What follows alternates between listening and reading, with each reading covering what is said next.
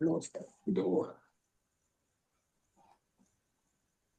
Dove che è? No.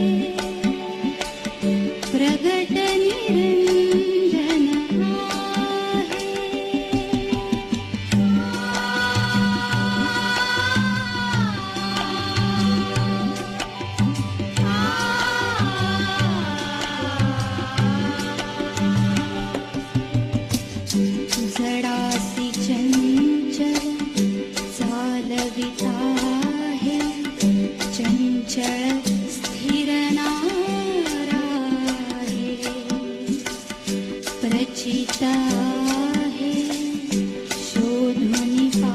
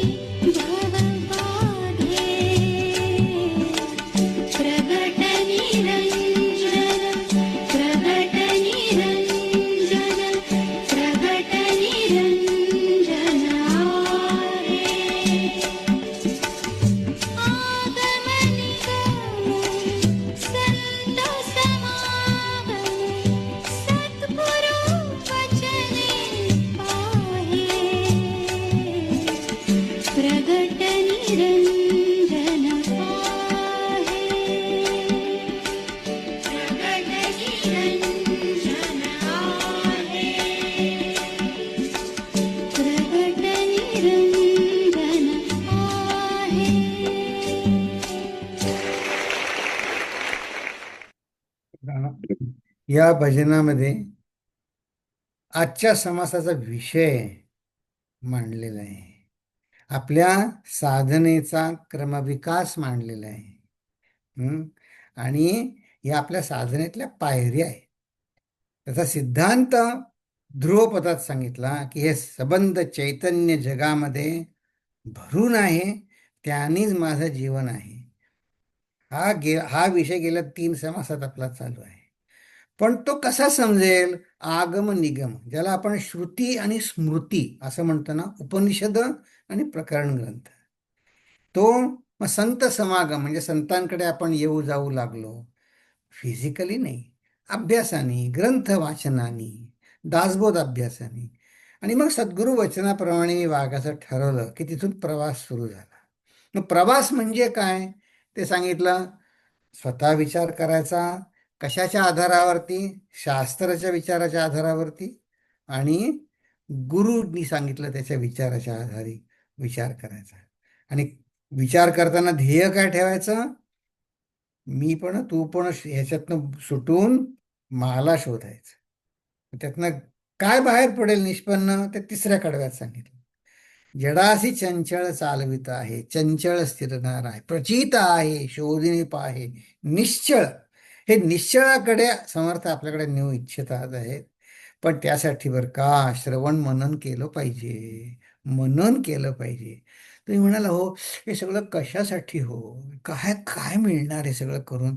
तर समर्थ काय सांगतात माहिती आहे का?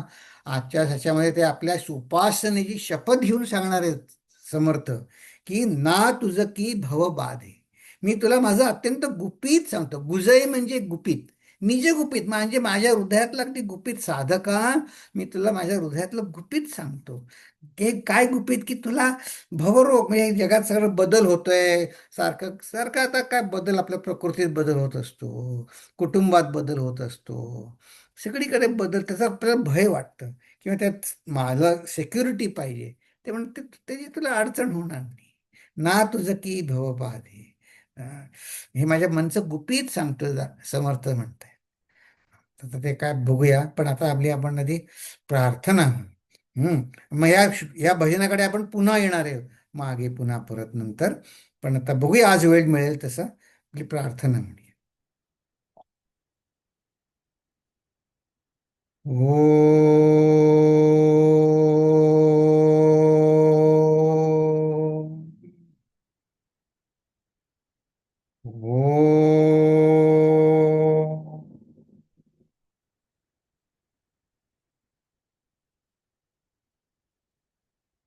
ओ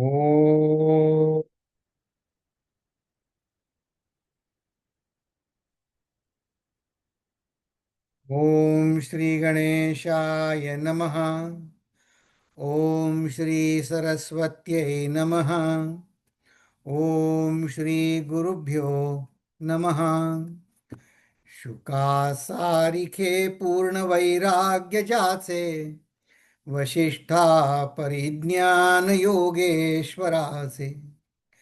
कवी वाल्मिका सारिखा मान्य ईसा, नमस्कार माझा सद्गुरु रामदासा. नमस्कार माझा सद्गुरु रामदासा. जय जय रघुवीर समर्थ. नमस्कार तुम्हा सगळ्यांना पुन्हा एकदा. आपल्या ह्या 15व्या दशकातले गेल्या वेळी हे आपल्या 8 समासपर्यंत सूक्ष्म जीव निरूपण आपलं बघून झालं. त्याचं आपण थोडक्यात कसं बघितलं की ह्या देहबुद्धी म्हणजे या शरीराच्या संवेदनेतनं सगळे आपले विचार चालतात. त्यातनं बाहेर पडायसाठी हा उपाय या सूक्ष्म जीव निरूपणात बघितलं. म्हणजे काय? चैतन्य आविष्काराची विविधता बघितली. म्हणजे सूक्ष्म जंतूपासून मोठ्यांपर्यंत, पण त्यांच्यामध्ये पण एक चैतन्य आविष्कार आहे. कशासाठी बघितलं एवढं सगळं? की त्या चैतन्य आविष्काराने मी बनलोय, की ज्या चैतन्याने एक जंतू बनले, जीवजंतू. आता हे सुद्धा किती थक्क करणार आहे की मायक्रोस्कोपचा शोध लागायच्या आधी 200 वर्ष समर्थ आहे आपल्याला सांगतायत. इतक्या खात्रीशीर. तर त्या चैतन्याने मी पण बनलेलो आहे. मग ह्यासाठी आपण त्या चैतन्य आविष्काराची विविधता बघताना ही फोड बघितली समासाची आपण गेल्या वेळी. आणि मग अ, त्या उपदेशाने डोळे उघडले नाहीत, तर समर्थाने जरा कडक शब्दात सांगितलं, कान उघडणी केली. अ, ते बघायच्या आधी आधी अगदी थोडक्यात रिव्ह्यू बघू गेल्या ह्या समासाचा. की हे म्हणले की मुंगी समान शरीरे असती, उदंड असती लहान थोर, ते सगळी, पण हे सगळं अत्यंत साक्षपी जो नर, तो विवरून पाहे. हे सगळं ठीक आहे, किड्यांचा उदंड विस्तार आहे, छान आहे, पण त्याच्याकडे आपण वेगळ्या नजरेनं बघितलं पाहिजे. तो साक्षपी नर समर्थ म्हणतात. तर तुम्ही म्हणा हे कशासाठी बघायचं सगळं? तर आपण गेल्या वेळेस त्याचा निष्कर्ष काय काढला तुमच्या लक्षात असेलच, की विश्वसृष्टी रचनेचा अभ्यास करताना माझं मन नकळत विशाल बनतं. हं. मी माझे ह्या नेहमीच्या आकुंचित जगातून जीव अनंताच्या जगात जातो. त्या अनंताच्या जगात जातो. किंबहुना आय गेन ॲबिलिटी, थोडे तेवढ्या वेळापुरती का होईना, to look at myself with a cosmic perspective. की मी या सबंध जगाचा भाग आहे, हे जग चालवणारा ईश्वर आहे, त्याचाच मी पण एक आहे. हा मला. तर गेल्या वेळी तुम्हाला बघा त्या स्वीडिश सायंटिस्टचं उदाहरण सांगितलं, तर आणखीन एक उदाहरण सांगतो आपल्या आणखीन जवळचं. हम्म. हे कसं आहे बघा, हा आम्ही आधी इथं आल्या आल्या आम्ही ते कॉलेज पार्क नावाचं इथे एक हे आहे, युनिव्हर्सिटी टाउन, तिथे राहायचो. तिथे एक स्टडी ग्रुप चालवला होता युनिव्हर्सिटी स्टुडंट्सचा. तर तिथल्या त्या स्टुडंटनी सांगितलं, स्टडी ग्रुपमध्ये आता तुमच्या आमच्यासारखे लोक असतात, मग ते देवाला, देव हे असं कसं, ते कळत नाही का देवाला, देवाने असं का केलं तसं का केलं, ते सगळे प्रश्न असतातच. तर एक जण त्यातला PhDचा विद्यार्थी होता, त्याचं काय वनस्पतीशास्त्रामध्ये त्याची PhD होती. त्यांनी एकदम त्याचा आहा मुमेंट सांगितला. कसा बघा, ह्या सृष्टी रचनेचा अभ्यास करताना मी अनंत विश्वात जातो. कसं? तर म्हणलं त्याचं काम काय होतं. त्याचं काम असं होतं की दर आठवड्याला तो एक 200-300 झाडं लावायची, रोप बिया लावायच्या, त्यांचे अंकुर यायचे, मग ते झाडांमध्ये त्याचे प्रयोग करायचे, 100, 200, 150 कुंड्या. मग ते ठरलेलं असायचं शास्त्रीय नियमानुसार, प्रत्येक कुंडीत 2च रोपं पाहिजे, ती दोन्ही उत्तम पाहिजेत, असं सगळं. मग ते पेरताना ते सगळ्या बिया उगवत नाहीत, सारख्या उगवत नाहीत त्या. मग ते म्हणतो मी 5 किंवा 6 बिया लावायचो त्या कुंडीमध्ये. मग 5-6 दिवसांनी त्याला मोड आले की मी त्यातली 2 सगळ्यात छान टवटवीत झाडं दिसतील ती ठेवायची. बाकीचे म्हणे मी कापून टाकायचे, मोड कापून टाकायचे. आणि मग त्या 2 झाडांवर कुंडीमध्ये ते प्रयोग व्हायचे, ते 150-150 कुंड्यांचे. पण तो काय म्हणला की देव असं का करतो, आणि मला मला माझ्या वाट्याला इतकं दुःख का, हा जो जेव्हा विषय चालू होता स्टडी ग्रुपमध्ये, तेव्हा तो दुसऱ्या एकदा एका आठवड्यात येऊन म्हटलं, हा म्हणे मला समजलं, कळलं म्हणले. म्हटलं काय झालं? तर त्याचं उत्तर लक्षात आहे बघा अजून माझ्या. तो म्हणला, काल म्हणे अशा पुष्कळ कुंड्या लावल्या होत्या, आणि म्हणे काही वेळे काय होतं, माझ्या मनात असा विचार आला, एकटा काम करायचं, त्यावेळेस काय इतकं फोन बिन काही नव्हते, मस्त एकांत एकाग्रतेनं काम व्हायचं.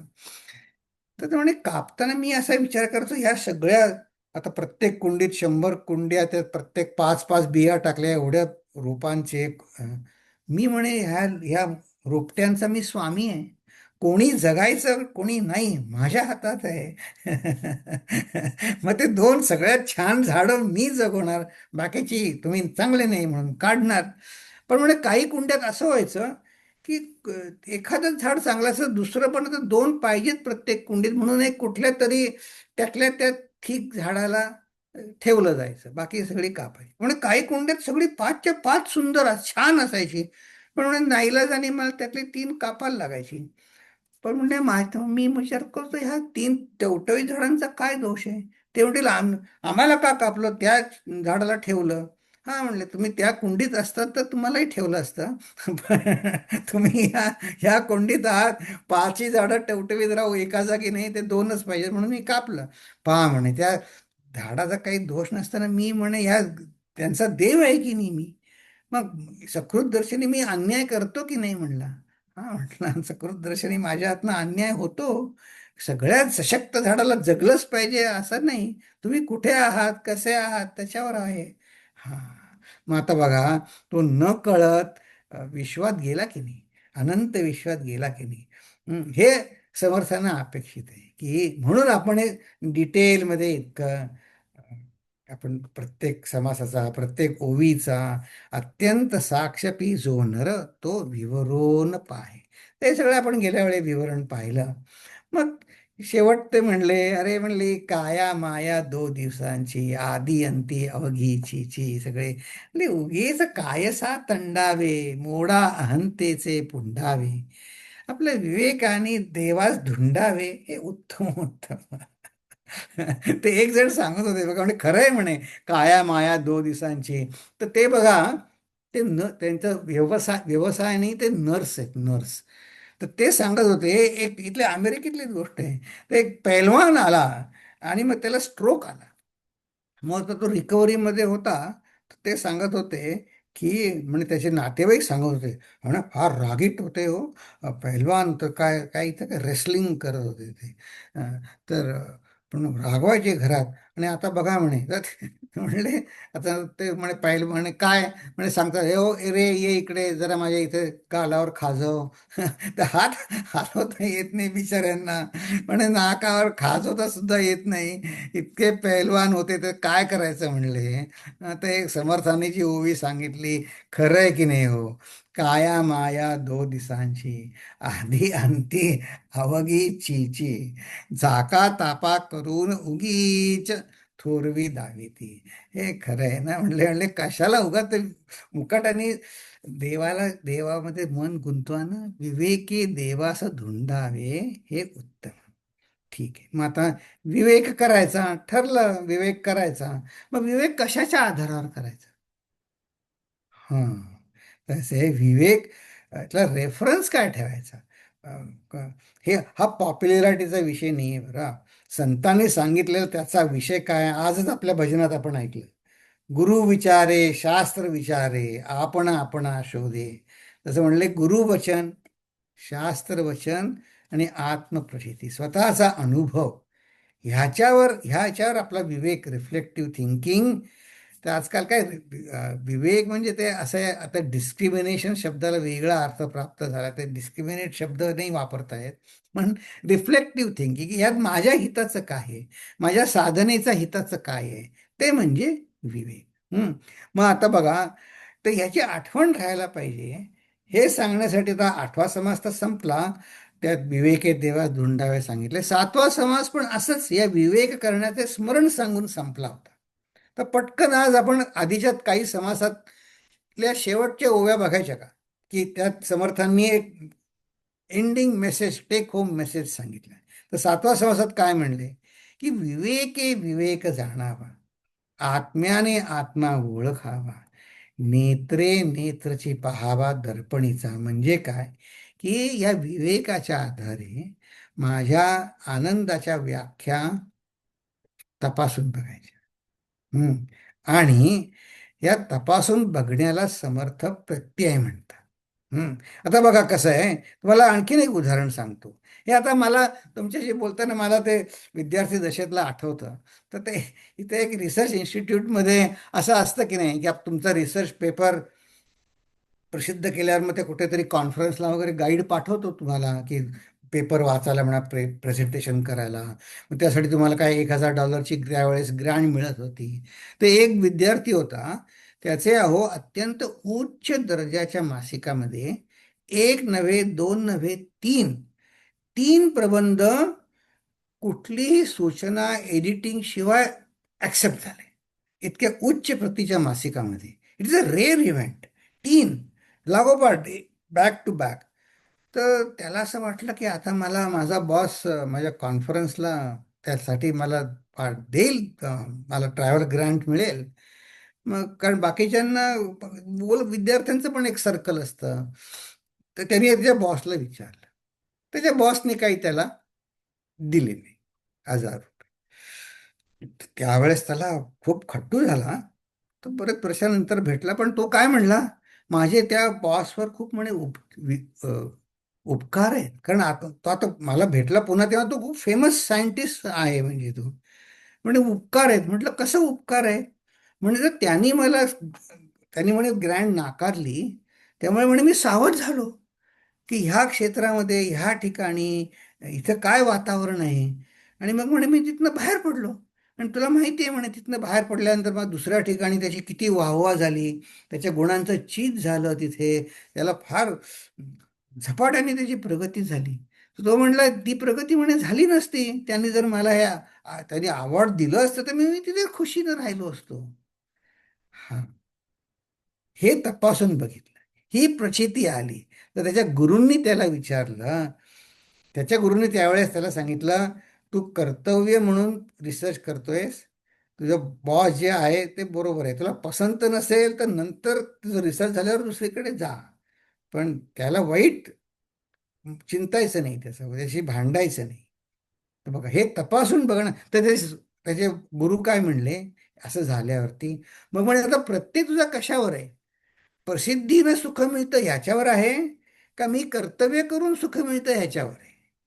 हा, ह्याचा फरक आहे दोघांमध्ये. म्हणजे तू कर्तव्य केलंस म्हणून तू प्रसिद्धी पावलीस, ती प्रसिद्धी मिळेल नाही मिळेल, पण तुझं सुख नेहमी तुझ्यापाशी आहे. हे तपासून बघण्याला समर्थ प्रत्यय म्हणतात. तर प्रत्यय असं आहे, प्रत्यय माझ्या मनाप्रमाणे नेहमी असेल असं नाही.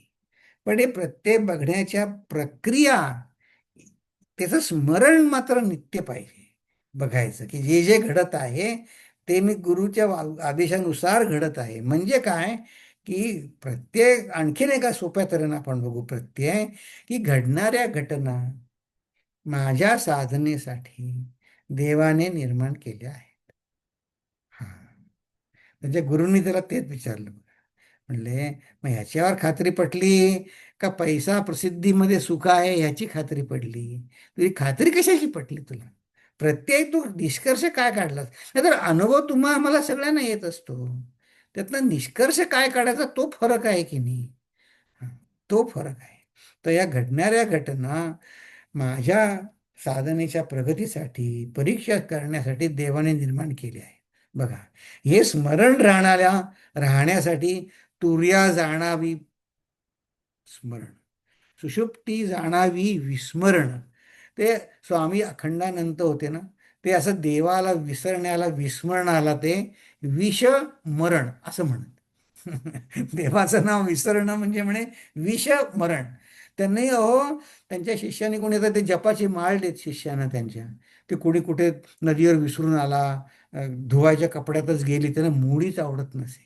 नाही नाही म्हणे, स्मरण पाहिजे. ते विषस्मरण, विष खाण्यासारखं आहे म्हणे ते. नाही नाही म्हणे, तुर्या जाणावी स्मरण. मग आता हे जे प्रचिती पाहायचं आहे ना, ही साधनेची मान्यता लोकमतावर अवलंबून नसते बरं का. बघा, त्या विद्यार्थ्याला त्या स्टुडंट सर्कलमध्ये लोकांनी इतकी नावं ठेवली त्याच्या गाईडला, पण तो म्हणला नाही नाही म्हणे, गाईडला नावं नाही मी नाही ठेवणार. माझं त्याचं काही नाही, माझी PhD मी माझ्या पदरी पाडून घेईन, त्याचं सदिच्छा घेईन आणि मग मला कुठे जायचं तिथे जाईन. त्यांनी त्यांच्या निर्णयाप्रमाणे मला अवॉर्ड देव न देव, माझं रिसर्च उत्तम क्वालिटीचं, मी तर शिकलोच ना कसं करायला रिसर्च, ते महत्त्वाचं आहे. बस म्हणले. हा, तर हे लोकमान्यतेवर नाही. ते लोकमान्यतेवर नाही कसं, ते चौथ्या समासामध्ये, ह्याच दशकामध्ये चौथ्या समासात समर्थांनी सांगितलं. ते आपण बघूया. आधी प्रत्ययाचं बघूया की या शाश्वत निरूपण समासामध्ये समर्थ म्हणतात, लोकांचे बोली जो लागला तो अनुमानेच बुडाला, या कारणे प्रत्ययाला पाहिलेच पहावे. पाहिलेच पहावे म्हणजे पुन्हा पुन्हा पुन्हा पुन्हा बघत राहूया, आपण विसरूया नको. पुन्हा पुन्हा बघत राहूया आपल्या घटनांकडे. कारण असं आहे, आपण पुन्हा एका वेगळ्या तऱ्हेनं बघू. प्रत्येक बघितल्याने काय लाभेल? बघा, असं आहे, आपल्या आपल्या बुद्धीचं समाधान होईपर्यंत मी हे प्रश्न अशासाठी उपस्थित करतो. आपल्या बुद्धीचं समाधान होईपर्यंत आपण प्रश्न उपस्थित होतातच आपले. त्यासाठी वेगळं काही करायला लागत नाही. प्रत्येक बघितल्यानं लाभ काय होईल, तर असं आहे, माझे सर्व संशय विराम पावतील. माझे प्रत्यय बघितल्याने माझे सर्व संशय विराम पावतील. मग संशय विराम पावण्याचं काय आहे? ते असं आहे, माहितीपेक्षा अनुभवाला मूल्य जास्त आहे. माहितीपेक्षा अनुभव पाहिजे. तर एक एक साधक मित्र आहेत, त्यांच्याशी मधनं मधनं गोष्टी होत असतात. तर ते म्हणले, अरविंद म्हणे, माझ्या असं लक्षात आलं की हे पुष्कळ आपण ग्रंथ वाचतो. ते म्हणले, ग्रंथ वाचायच्या आधी फक्त म्हणे मला 3 ताप होते. हे आधी भौतिक, आध्यात्मिक, आधी दैविक, ते 3 ताप होते. म्हणे आता हे ग्रंथ वाचल्यानंतर, म्हणले वेदांत वाचल्यानंतर माझे ताप वाढले. म्हटलं, अरे अरे, विनोदाने सांगत होते. विनोदाने म्हणे माझे ताप वाढले. म्हटलं, हो का, कुठले कुठले? तर ते म्हणले, हे वेदांत वाचून म्हणे, मी जर आनंद कुठे बघायचा, तो रेफरन्स जर मी गुरुच्या सांगण्यानुसार नसेल, तर काय होतं ते सांगतोय. तर ते म्हणले, मग माझ्यापेक्षा जास्ती वेदांत ग्रंथ वाचणारा कोणी भेटला तर त्याची भीती वाटते. किंवा जे वाचलेलं आहे, आधीचे श्लोक विसरले आणि गुरूंनी विचारलं आणि आठवले नाहीत, तर त्याचं दुःख दुःख होतं की अरे, मी एवढे ग्रंथ वाचले, मला आठवलं नाही. त्याचं दुःख होतं. असे म्हणले, माझे ताप वाढले. गमतीनं सांगत होते. पण हे, मुद्दा काय, माहितीपेक्षा अनुभवाला तात्पर्य आहे. की किती आपण ग्रंथ वाचतो त्याला विशेष महत्व नाही. जो वाचा बरं का, पण त्या अनुभवाला महत्व आहे त्यातल्या. काय, कारण विवेकजनित वैराग्य आणि वैराग्यजनित अनुभव देता येत नाही, ते कमवायचे असतात. कसं बघा, विवेकजनित वैराग्य, वैराग्य म्हणजे काय, काय आपल्या अडचण होणं, देहबुद्धीला, आपल्या देहाला त्रास होणं, काही आपल्या सुखसोयीच्या वस्तू न मिळणं. पण हे जर क्लिअर अंडरस्टँडिंग मी केलं असेल, की समजा हां, मी आश्रमात आलोय, मला काही इथे कुठली कपॅचिनो कॉफी वगैरे असं काही मिळणार नाही. काय, ठीक काय, गरम चहा मिळाला बास झालं, जे काय असेल ते. पण ठीक आहे, पण तेच जर मी चिडचिड केली, काय इथे असं तसं, ते ते एका आश्रमातल्या स्वामींनी मला खूप छान सांगितलं बघा. त्यांचा खेडेगावातला आश्रम होता. तर ते आम्हाला काय म्हणले, तुम्ही म्हणे अमेरिकेतले लोक फार सॉफिस्टिकेटेड असतात. म्हटलं म्हणजे, म्हणे आम्हाला ते लगेच ओळखतात. म्हटलं म्हणजे काय? तर म्हणे, या आश्रमात आला की सगळ्यात पहिल्यांदी तक्रार कोण करतो, तो म्हणे अमेरिकेतला असतो. अरे म्हणले, हे इथं नाही, हे इथं तसं नाही, हे बटन दाबल्यावर तसं होत नाही. आता काय करायचं, नाही आहे बा आता. मग म्हणले, तुम्ही राहा ना घरी तुमच्या, मग कशाला आले आश्रमामध्ये? घरी सगळे बटणं दाबून होतच ना काय काय काम. त्यांनी सॉफिस्टिकेटेडच्या स्वामींनी मला आणखीन एक डेफिनेशन सांगितली, विनोद म्हणून सांगतो. सॉफिस्टिकेटेड म्हणजे काय? म्हणजे म्हणे आत एक आणि बाहेर एक, याला म्हणतात सॉफिस्टिकेटेड. की सगळं तोंडावर सगळं हा छान आहे, छान आहे म्हणायचं, आणि नंतर म्हणे रूममध्ये जाऊन मग म्हणते टीका करायची. तर एनिवे, तर त्याने ह्या ह्या वैराग्याने काही मिळत नाही. हा, आपल्याला विवेकजनित, हे अशासाठी सांगणे, विवेकजनित वैराग्य पाहिजे. आणि अ, त्या अनुभव तो अनुभव आपल्याला घ्यायलाच लागतो. आणि तो अनुभव घेणं बुद्धी कन्व्हिन्स झाल्याशिवाय घेता नाही येत. बुद्धी कन्व्हिन्सनीच येतं. ठीक आहे, आता हे एवढं पुरे, एवढंच आहे आजचा आपला समास. आपण आता बघूया की हा समास आहे, हा पिंडोत्पत्ती. हम्म की आता पुन्हा एकदा ते विश्वरचनेचा क्रम आणि मात्र उपासनेबद्दल सांगणार आहे. आणि ह्याच्या पुढचा जो समास आहे, 10वा शेवटचा, सिद्धांत निरूपण, त्याच्यामध्ये पुन्हा उपासनेचं ध्येय सांगणार आहे. खरं हे 9 आणि 10 समास हे जोडून आहेत, विषय एकच आहे, पण त्याच्यामध्ये उपासनेचा क्रम सांगणार आहेत, त्याचा क्रमविकास सांगणार आहेत, उपासनेचा, साधकाचा नाही. की उपासना सूक्ष्म होत जाते म्हणजे काय होतं, त्याची आपण फोड अशी बघू. की या पशामध्ये पहिल्या 2 ओव्या प्रस्तावनेच्या आहेत. नंतर ज्याला आपण म्हणतो दृष्टांत आणि द्राष्टांत, हे सांगणाऱ्या ओव्या आहेत. म्हणजे काय म्हणले काय आहे दृष्टांत, तर थोडक्यात सांगायचं म्हणजे अनॉलॉजी. तुम्हाला कसलं उदाहरण पटण्यासाठी काही उदाहरण देतात ना, ते म्हणजे दृष्टांत. आणि त्या उदाहरणाद्वारे तुम्हाला काय समजावून सांगायचंय ते म्हणजे दृष्टांत. हं. तर आता हे दोघांनी त्यांना काय करायचं आहे, या दृष्टांतामध्ये त्यांना सांगायचंय की सृष्टीरचनेचा क्रम सांगताना ते म्हणतात उगमाकडे धाव घ्या, त्यात वडील कोण आहे, त्याच्यामध्ये ओरिजिन काय आहे, तिथे तुम्ही धाव घ्या. जे आपण म्हटलं ना, त्या चैतन्याच्या आविष्काराचा आपण आहोत, ते चैतन्याकडे धाव घ्या. त्या समर्थांना आपल्याला बायोलॉजी समजून सांगायची नाही आहे. समर्थांना त्या जीवसृष्टीचा वडील कोण, ओरिजिन कोण, त्या ओरिजिनकडे समर्थांना न्यायचं आहे. आणि ही उपासना आहे. ह्या उपासनेचं वैशिष्ट्य असं की हे जर आपल्याला साधलं ना, तर आपल्याला काय जागता हिंडता फिरता आपली उपासना खंडित होणारच नाही. आपली कधीच उपासना खंडित होणार नाही. ती दृष्टी मात्र डेव्हलप, ती विजन मात्र डेव्हलप व्हायला पाहिजे.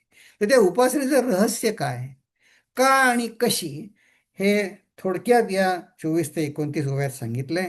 आणि मग उपासनेचा क्रमविकास, एव्होल्युशन, किंवा उपासना सूक्ष्म होत जाणे म्हणजे काय, हे या समासात सांगितलंय शेवटच्या ओव्यांमध्ये. आणि तोच विषय 10व्या समासामध्ये तो पुढे वाढवलाय. फार महत्वाचे ह्या दोन समास हे. अ, अ, कारण का आधीचं जे पानं फुलांची जी सृष्टीरचना केली, सूक्ष्म जीवाणूंची सृष्टीरचना त्यांनी सांगितली, त्याचं सार सार या 9व्या समासामध्ये आत्ता आज आपण जो बघणार आहोत त्याच्यात ते सांगत आहे. ठीक आहे, तर आता आपण बघूया. श्रीराम चौखाणीचे प्राणी असती, अवघे उदकेची वाढती, ऐसे होती आणि जाती असंख्यात. तत्वांचे शरीर झाले, अंतरात्म्या सगट वळले, त्यांचे मूळ जो शोधिले तो उदक रूप. आता इथं समर्थ प्राणीसृष्टी, सगळ्या सृष्टी, चौखाणींचे प्राणी हे एकत्र करतात. असं स्पेसिफिक प्राणीच असं नाही म्हणत. तर या वेदांत शास्त्रामध्ये अ, सगळी जीवसृष्टींचे चार सांगितले. काय, कुठून उत्पन्न होतं, योनी म्हणजे जिथून जीव उत्पन्न होतो ती जागा. मग उद्भिद म्हणजे जमीन फोडून जे बाहेर येतात ते पान. स्वेदज म्हणजे स्वेद म्हणजे शब्दशः अर्थ म्हणजे घाम, पण मळातनं ज्या किडे कृमी असतात, अ, सूक्ष्म जीवाणू, ते म्हणजे स्वेदज. म्हणजे जन्म होणे. हं. अंडज म्हणजे काय, पक्षी, त्या अंड्यातनं जन्माला येतात ना, ते अंड्यात म्हणून अंडज. आणि जारज म्हणजे गर्भाशयातनं जे जन्माला येतात ते, ते म्हणजे सस्तन प्राणी आपण ज्याला म्हणू. अ, मनुष्य, ॲनिमल्स ज्याला आपण म्हणतो ते. हे सगळ्यांचं उत्पन्न येतो, पण ते सगळ्यांना वाढायला पाणी पाहिजे की नाही. हां, पाणी पाहिजे. मग आता ते ते तर ठीक आहे, पण ते पाण्याने काय होतं, हे तत्वांचे शरीर झाले, त्यांचे मूळ जो शोधिले, ते अंतरात्म्या सकट वळले. तिथे अंतरात्मा आहे, ते उगम आहे. ते उगमाकडे वडील कोण ते आपण बघूया, हे त्यांना सांगायचंय. इथं प्रस्तावनेतच अंतरात्म्या सगळं पहिल्यांदाच सांगून टाकलं की हे तत्वांचं शरीर आहे, इथे मला न्यायचं आहे तुम्हाला. पण ते म्हणजे आता हळूहळू नेतो. 3 ते 13 ओव्यांमध्ये दृष्टांत सांगतो, आणि 14 ते 23 मध्ये द्राष्टांत म्हणजे हा विषय सांग. ठीक आहे, तर आपण ह्या ओव्या बघू. शरत्काळींची शरीरे, पिळपिळो झिरपती नीरे. नीर म्हणजे पाणी. उभये रेते एकत्रे मिसळती रक्ती. तर बघा इथे पुन्हा वनस्पती आणि प्राणी शरीरांचं रक्तातनंच वीर्य तयार होतं, रेते, हे सगळं एकत्र ते कळलंच. मग ते अन्नरसानी होतं देहरस. रक्तरेते बांधे मूस. मूस म्हणजे शरीर, ज्याला आपण बॉडी म्हणतो ना, ते मूस. रसद्वये सावकाश, वाढो लागे, असे हळूहळू वाढले. आता बघूया, आधी थॉट पुरा करूया. वाढता वाढता वाढले, कोमळाचे कठीण झाले. बघा तो गर्भाशयातलं बालक किती, अगदी आधी किती छोटासा असतो, ते हळूहळू हळू मोठा होतो. पुढे उदक पैसावले, नाना अवेवी, पाण्याने ते पोषण होऊन अनेक अवयव त्याचे तयार झाले. संपूर्ण होता बाहेरी पडे, भूमीस पडता मग ते रडे. रडे. प्रत्येक बालक जन्माला येताना रडतो म्हणजे काय, ते आता इनॉग्रेशन झालं की आता पुढचे सगळं म्हणजे जन्मभर रडण्याचं जसं काय इनॉग्रेशन आहे का आता सुरू रडणं. मी विनोदाने माझ्या पुरतं सांगते, तुम्हाला लागून नसेल कदाचित, पण भूमीचं पण कोणी इतके बालक जन्माला आले, कोणी हसून जन्माला नाही आले, सगळे रडतच आले. भूमीस पडता मग ते रडे, अवघ्यांचे अवघेच घडे ऐसे आहे. समजलं, हे सगळ्यांचं असंच आहे. कोणी वाईट वाटून घ्यायचं काही गरज नाहीये, सगळ्यांचं एकच आहे. हा. मग पुढे काय म्हणले, कुडी वाढे, जसे अंग वाढतात तसं कुबुद्धी पण वाढते. मुळापासून अवघे घडे, अवघेची मोडे आणि वाढे वाढे, देखता देखता देखता देखता मोठे झाले.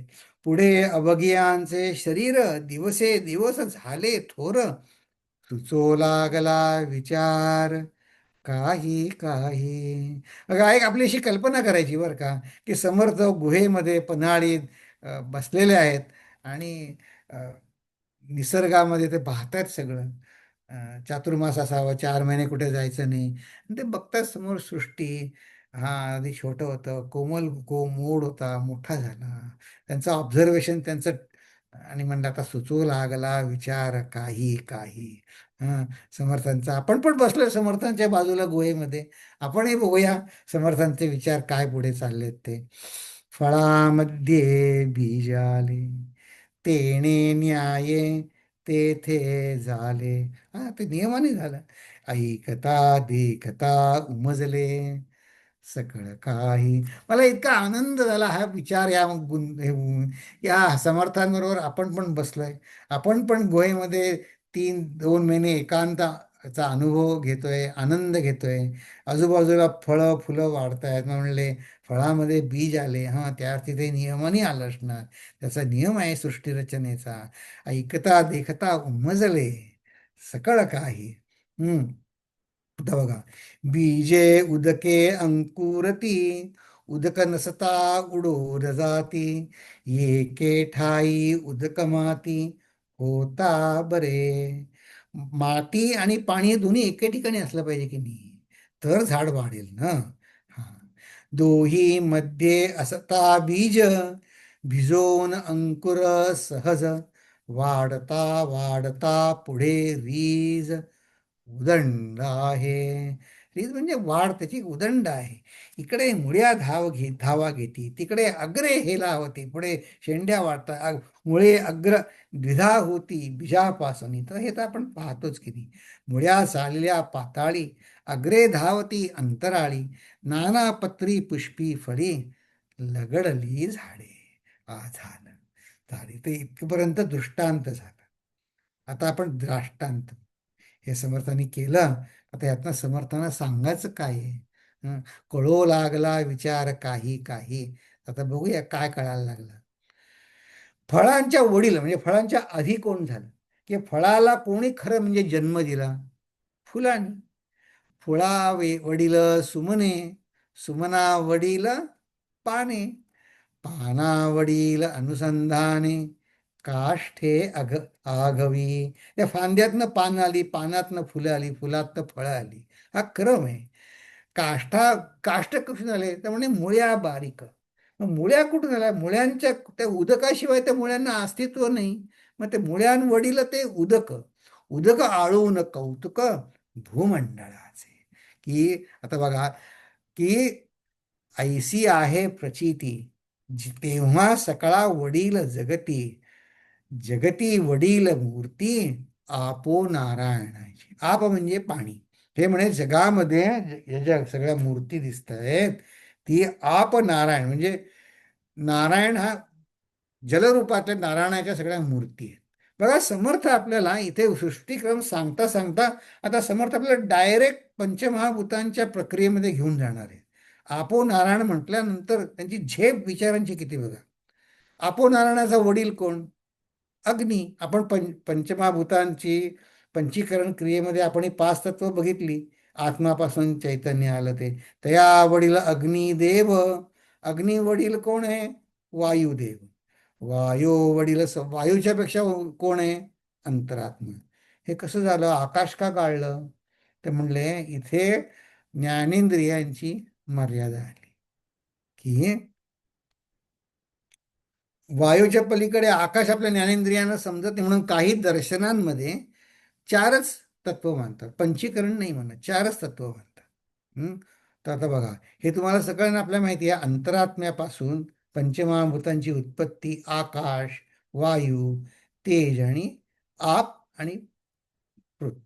तर म्हणले हे इथे इथे जसं म्हणले की उदक आळून कौतुक भूमंडळाचे, ते हे भूमंडळ उदक आळून आलं. उदक कुठून आलं? उदक अग्नीपासून आलं आणि अग्नी वायूपासून आलं. तर हे सांगायचं प्रयोजन असं की असं आहे की दरवेळी हे सगळं ज्ञानेंद्रियांचा अंमल संपला की दरवेळी अदृष्ट अदृष्ट अंतरात म्हणजे अंतरात्मा असं का म्हणता तुम्ही? सगळं अदृष्ट म्हणजे अंतरात्मा म्हणण्याचा आग्रह का? आता समर्थच काय सांगतात बघूया बरं का. समर्थ म्हणतात अंतरात्मा अंतरात्मा जेव्हा मानत नाही ना. म्हणले सकळाम वडील अंतरात्मा, त्यासी नेणे तो दुरात्मा. दुरात्मा म्हणजे दुरी आत्मा, अंतरला तया. म्हणजे अंतरात्म्याला मानत नाही. अंतरात्म्याची वेदांतामध्ये डेफिनेशन काय आहे की सच्चित आनंद. म्हणजे जो अंतरात्म्याला नाकारतो तो एक प्रकारे स्वयंभू आनंदालाच नाकारतो, नाही का?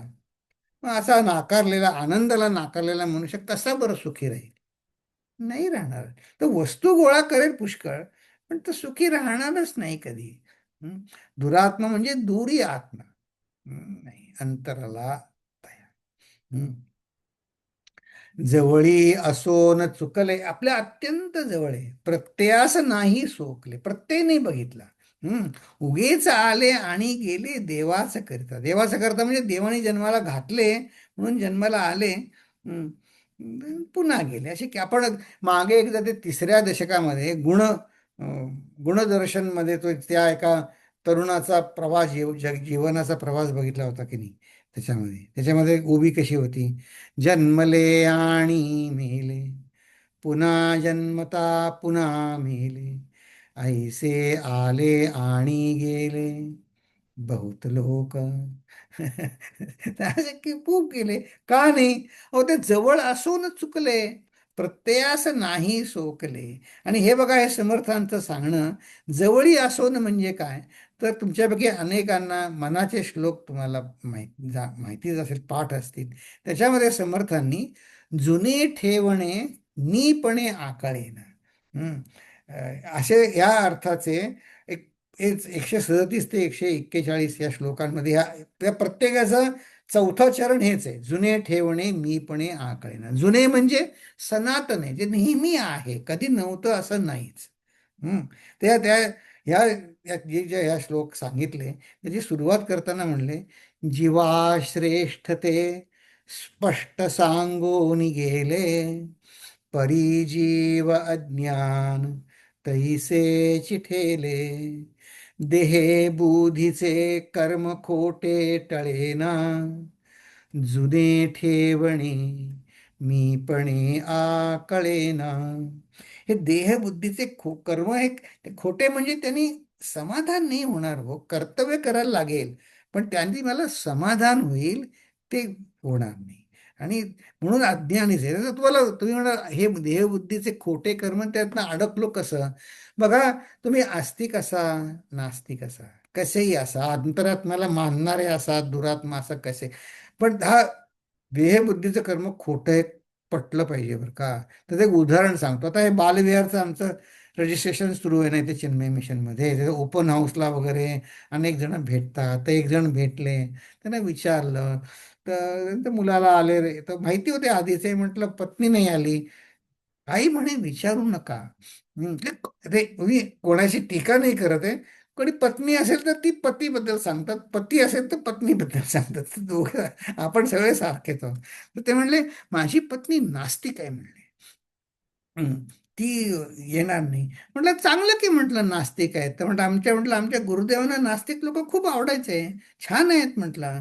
कारण गुरुदेव का म्हणे, हो का म्हणे. म्हटलं हो. म्हटलं गुरुदेव तर म्हणायचे आम्हाला, अरे अरविंद, तुझ्यापेक्षा नास्तिक परवडला. म्हटलं कसं. तर म्हटले गुरुदेव म्हणायचे तू देवाला मानतोस, हां, मग मग काळजी का करतो. दे मग काळजी करतो याचा अर्थ देवाचं श्रेष्ठत्व मानत नाहीस तू. मग त्याच्यापेक्षा म्हणे मला नास्तिक परवडलं म्हणे, तो येऊन मला प्रश्न तरी नाही विचारत देवाबद्दल. हे हे फक्त गुरुदेवच बोलून बोलून बोलून जाणेवर का. म्हणजे ते मला येऊन छळत नाही देवाबद्दल. देव कुठे नाहीये, असं आहे तसे ते म्हणे सुखी असतात, देव नाहीच आहे म्हणतात, सगळं माझं मला करायचंय. ते ते एक प्रकारे परवडले. तुझ्यासारखे म्हणे अर्धवट ज्ञानी काय करायचे. ते असं ते बोलून आम्हाला जागं करत असं, अगदी बुद्धीला हलवून. तर म्हटलं काय नास्तिक. तर तो म्हणला काय, आता समर्थाने आधीच सांगितलं, अंतरात्मा कॉन्सेप्ट सुद्धा ज्याला मान्य नाही ते दुरी आत्मा, त्यांना कधीही समाधान मिळणार नाही. आणि हे ध्येयबुद्धीचे कर्म खोटे कसं. तर तो म्हणतो अरविंद म्हणे मी येतो रे, पण म्हणे इथे सगळं म्हणे मलाच करायला लागतं. मुलाला इकडनं आणा, इकडे सोडा, मग पुन्हा इकडे श्लोका शिकवायला घेऊन या, तर म्हणजे सगळं मीच करतो. म्हटलं अरे, हे सगळं तू करतोस, मग तुला मुक्ती मिळेल की नाही एक दिवस. म्हणला हो. मग म्हटलं ती कोणाला मिळेल, तुला मिळेल का बायकोला मिळेल. म्हटलं आता तुला मुक्ती पाहिजे असेल तर तुलाच मिळेल ना, तू काम करशील तर तुलाच मिळेल ना मुक्ती. तर बायकोचं बायको बघून घेईल. तू तक्रार करू नको तुझ्याच उपासनेबद्दल. स्वतःच्याच उपासनेबद्दल तक्रार कशी काय करू शकतो आपण. हा, हे ध्येयबुद्धीचे कर्म खोटे म्हणजे, मी करतो, मी तुझ्यापेक्षा जास्त कर्म करतो, कमी करतो, नाही नाही, मी माझं कर्म मी उपासना म्हणून करत आहे. संबंध संपला. असं आहे, बोलायला सोपं आहे. पण आपलं अडचण खरी आहे की नाही त्याची, अडचण तर खरी आहे. हां, आता ठीक आहे. पण कारण का समर्थ ह्या ह्याच्यामध्ये आता आज जर वेळ झाला तर आपण बघूया.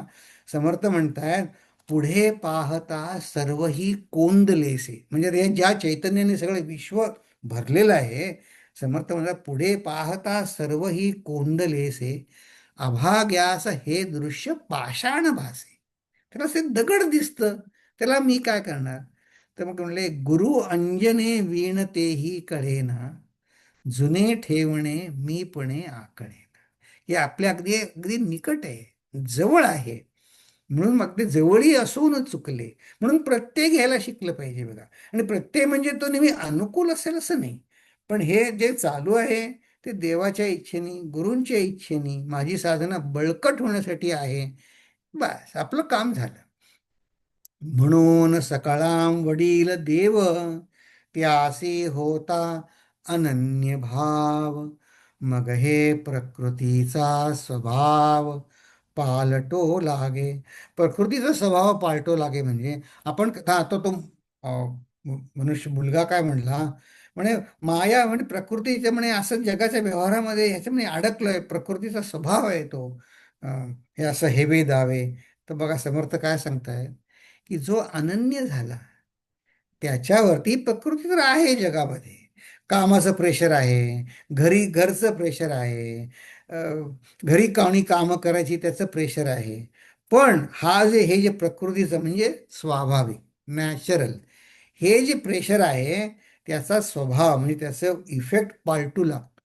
कधी पालटू लागतो, अनन्य भाव झाला. बघा आपलं किती भाग्य आहे आपलं.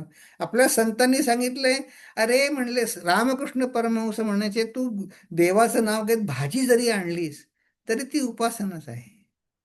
हं. तुम्ही घर स्वच्छ ठेवायचं, कचरा बी बोलता बोलता काय ऐकायला काय म्हटलं, अरे आपण वेळ नाही मिळत का. संत म्हणतात तुझं कचरा घरातला साफ केला तरीच ती ती उपासना आहे. हा म्हणले घरातला साफ करायचा कचरा ती कशी उपासना झाली. अरे म्हटलं ज्या घरात देव राहतो तर घर स्वच्छ ठेवायला पाहिजे की नाही आपल्याला.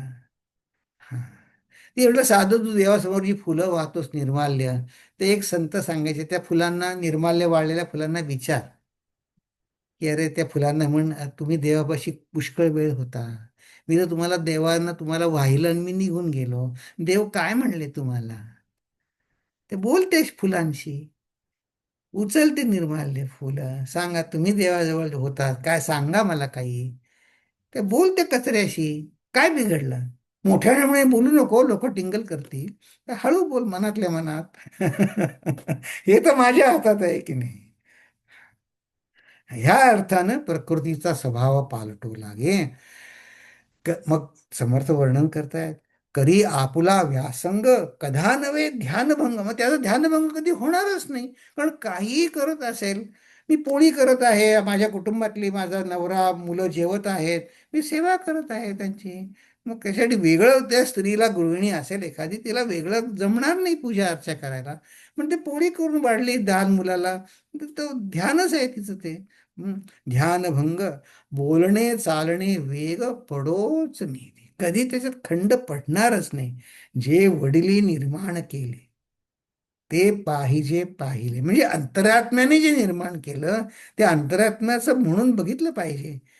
काये काये वडिली केले किती पहावे.